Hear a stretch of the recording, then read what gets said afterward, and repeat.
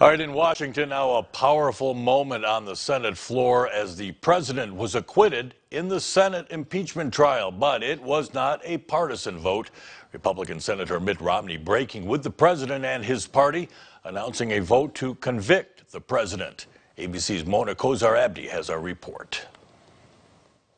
It is therefore ordered and adjudged that the said Donald John Trump be, and he is hereby, acquitted of the charges in said articles. The third impeachment trial of a sitting president in U.S. history has ended in an acquittal.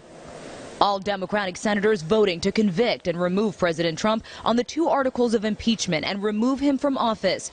The president had expected at least one Democrat to vote for acquittal, making the vote bipartisan. It turned out it was bipartisan, but not in the way he expected.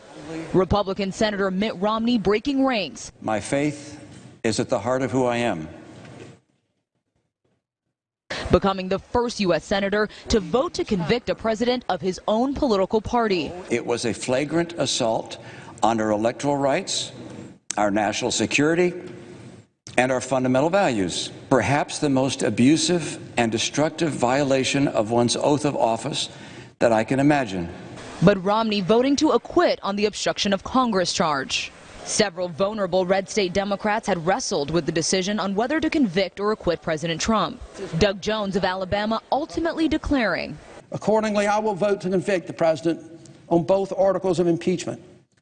In doing so, I am mindful that in a democracy there is nothing more sacred than the right to vote and respecting the will of the people. President Trump last night delivering his third State of the Union address in the very same chamber he was impeached in, avoiding direct mention of the trial, but sending this message to the joint session of Congress. We must never forget that the only victories that matter in Washington are victories that deliver for the American people. And Romney's decision is consequential. The president has long dismissed his impeachment as purely partisan, but the Utah senator's vote to convict now contradicts that claim. Mona Kozar-Abdi, ABC News, Capitol Hill.